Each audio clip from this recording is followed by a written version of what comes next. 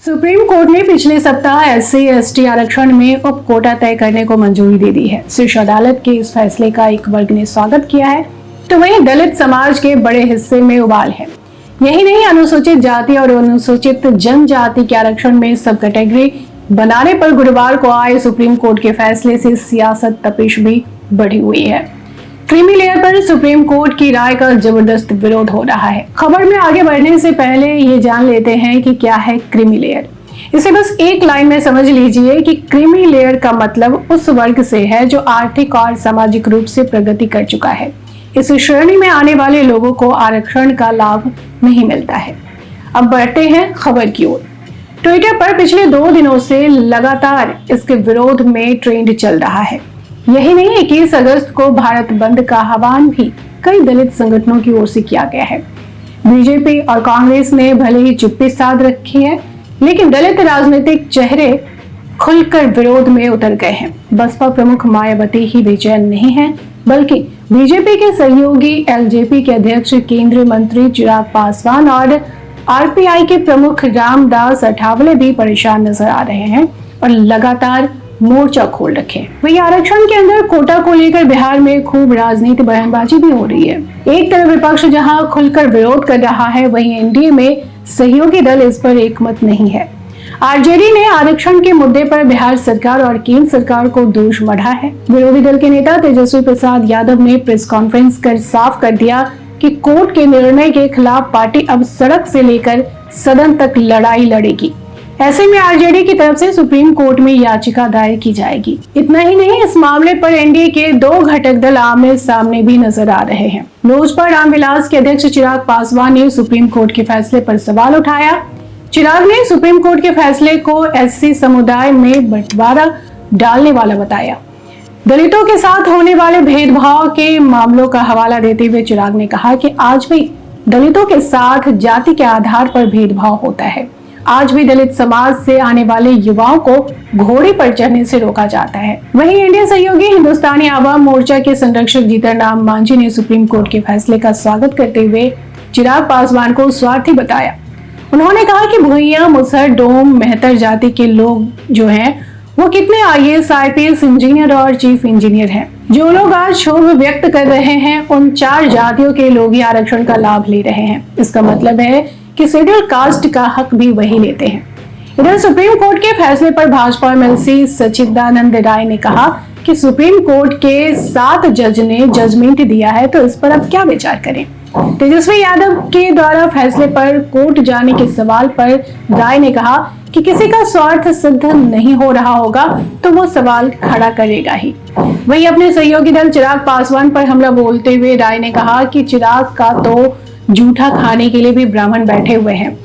अब कहाँ है समाज में छुआछूत? उनके बोलने से नहीं होगा छुआछूत।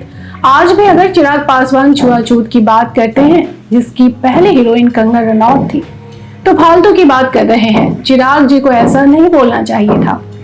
इधर जनता दल के प्रवक्ता नीरज कुमार ने कहा कि सुप्रीम कोर्ट ने SC/ST कैटेगरी के क्रीमी लेयर ले जाने के मामले में अपना ऑब्जर्वेशन दिया है, जिसमें कहा गया है कि जाति जनगणना पर क्रीमी लेयर की पहचान की जाए। लेकिन 2011 के बाद बिहार में जाति गणना हुआ ही नहीं। बिहार से अलग की बात करें तो भाजपा सहयोगी केंद्रीय मंत्री रामदास अठावले कहते हैं कि रिपब्लिक पार्टी SC/ST में आरक्षण के लिए क्रीमी लेयर का कड़ा विरोध करती है।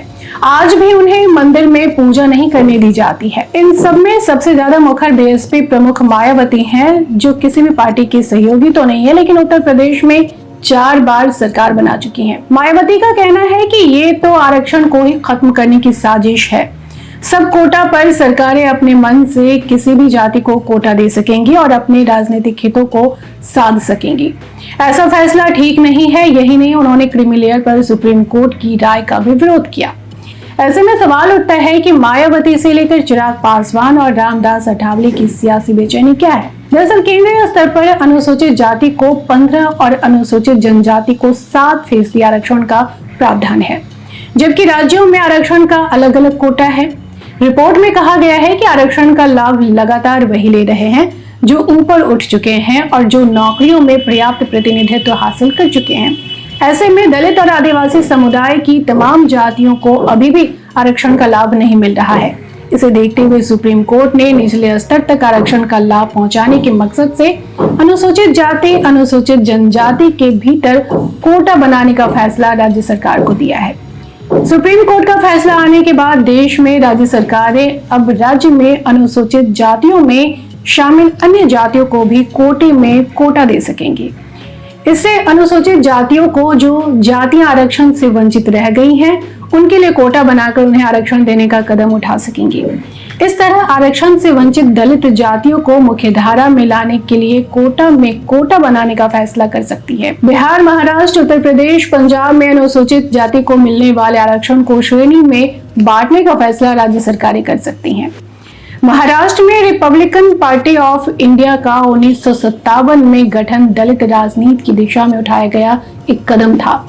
देश में सबसे बड़े राज्य उत्तर प्रदेश में 4 बार सरकार बना चुकी बसपा का गठन भी इसी आधार पर हुआ था। सुप्रीम कोर्ट के फैसले के आलोक में अगर कोई भी राज्य सरकार इस तरह का फैसला उठाती है तो राजनीतिक उथल-पुथल होने की संभावना है। इसी वजह से सत्तारूढ़ दल अभी चुप्पी साधी हुई है। तो मायावती से लेकर चिराग पासवान और रामदास अठावले जैसे दलित नेताओं को अपने सियासी वोट बैंक में सेंधमारी का खतरा मंडराने लगा है। अब सवाल ये उठता है कि दलित भारतीय राजनीति में इतने महत्वपूर्ण क्यों हैं? दरअसल समाज में सबसे कमजोर माने जाने वाले दलित वर्ग बड़ी सियासी ताकत है। ये ताकत है इनकी संख्या की वजह से। 2011 की जनगणना के मुताबिक देश में 16.63% अनुसूचित जाति और 8.6% अनुसूचित जनजाति हैं। 150 से ज्यादा संसदीय सीटों पर SC/ST का प्रभाव माना जाता है। सामाजिक न्याय एवं अधिकारिता मंत्रालय की एक रिपोर्ट के मुताबिक देश में 46,869 गांव ऐसे हैं जहां दलितों की आबादी 50% से भी ज्यादा है। 75,624 गांव में उनकी आबादी 40% से भी अधिक है। देश की सबसे बड़ी पंचायत लोकसभा की 84 सीटें SC के लिए जबकि 47 सीटें ST के लिए आरक्षित हैं।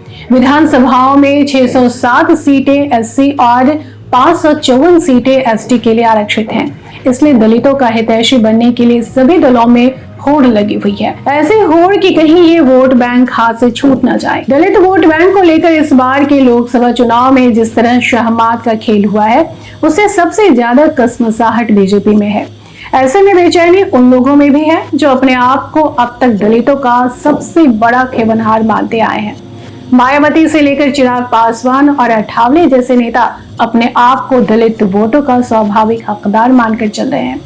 मतलब हर कोई दलितों के मुद्दों को उठाकर फायदा लेने के फिराक में है। इस पर आपकी क्या राय है, हमें कमेंट बॉक्स में जरूर बताइएगा।